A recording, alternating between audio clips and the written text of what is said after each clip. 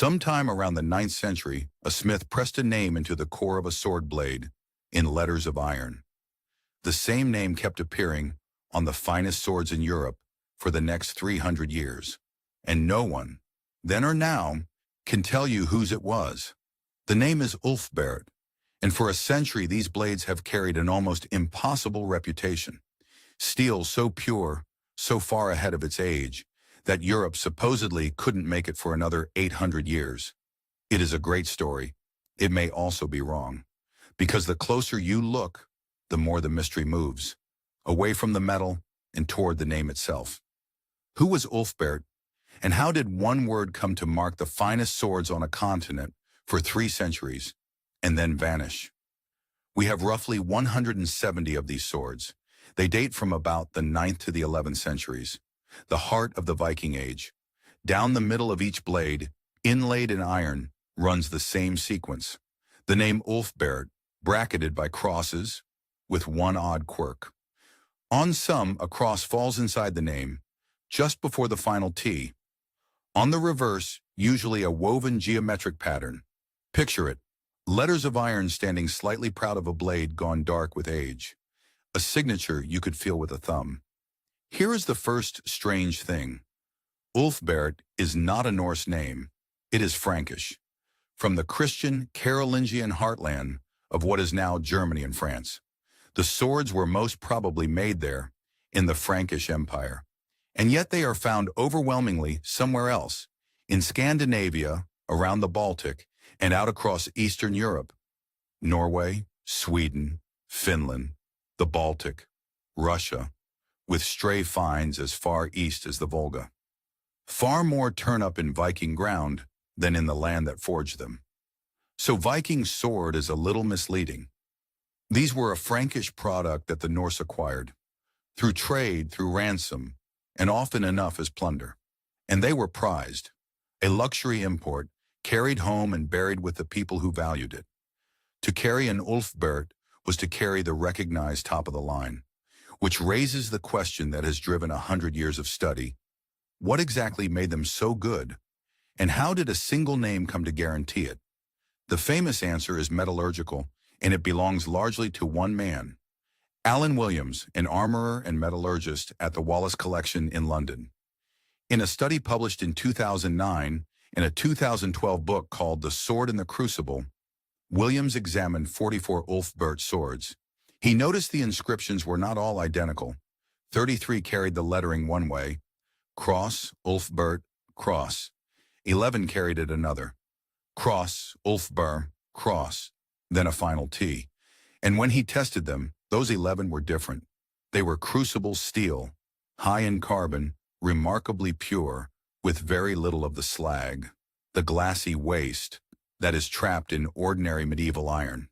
By his measurements, somewhere from about 0.75% to well over 1%, carbon, a hard, clean, what metallurgists call hyper-eutectoid steel.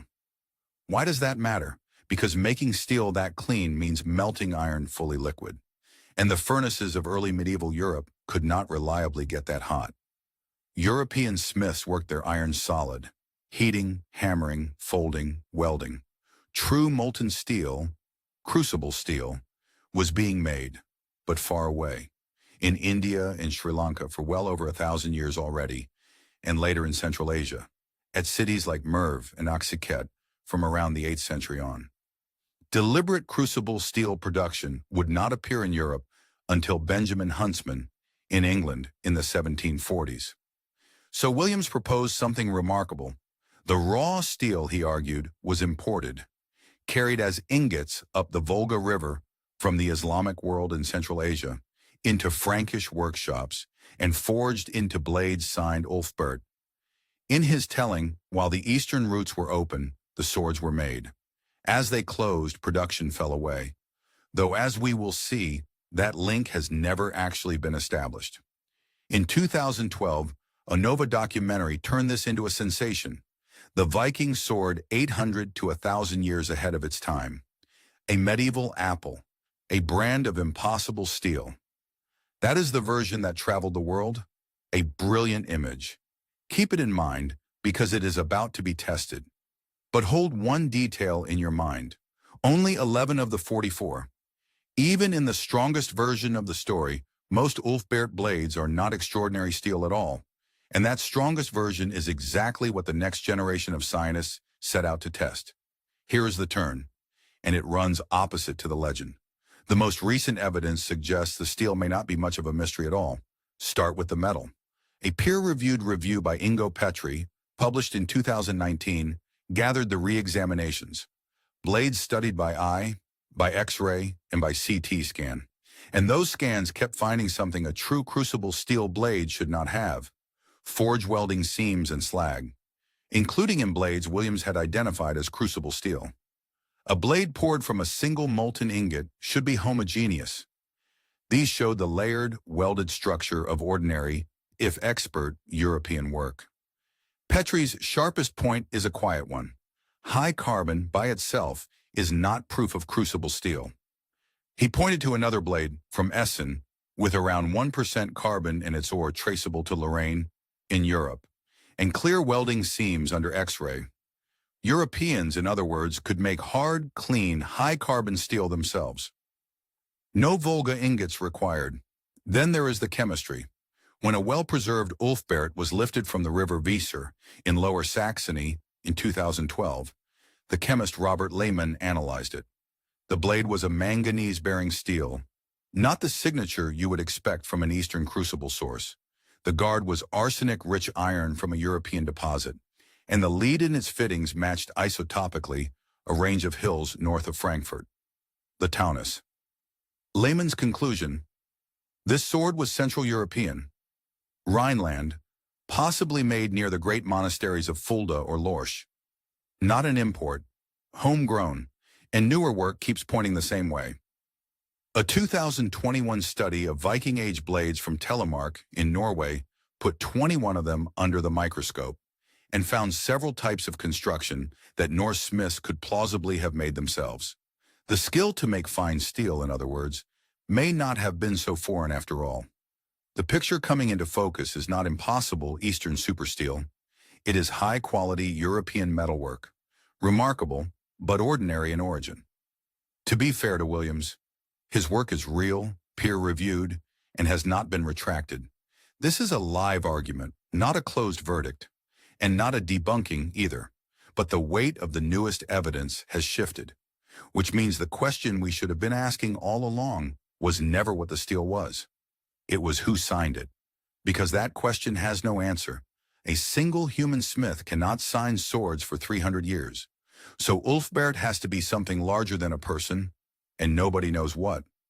A workshop that handed the name down, a dynasty, an early brand, a mark of guaranteed quality, kept alive across generations.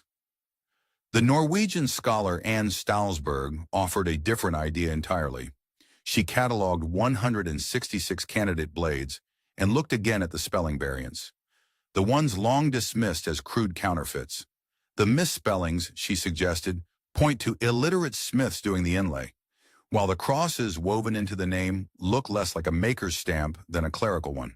Her proposal, the figure behind Ulfberht, may have been an ecclesiastical overseer, the church standing behind the making of weapons. We do not know if she is right.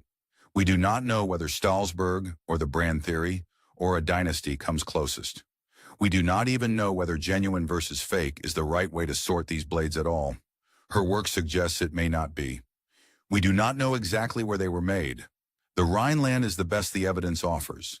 The specific workshop has never been found, despite Lehmann's Trail of Taunus lead. And we do not know why it ended. By the 11th century, the name fades from the record. Whether that follows the closing of the eastern trade routes or some shift in how Frankish swords were made, the mechanism is not established. What we are left with is a name, inlaid by hands that perhaps could not read it, into steel argued over for a century, carried far from wherever it was born, and buried with strangers who valued it more than the people who made it ever wrote down. The legend asked us to marvel at impossible metal. The truth is stranger and quieter. A Europe perfectly able to make superb steel, and a single word, Ulfberht, that came to stand for the best of it, held that meaning for 3 centuries, and then slipped out of history without ever telling us whose name it was. We have all but solved the easy mystery, the one about the steel. The hard one, the human one, is still open. Maybe it always will be.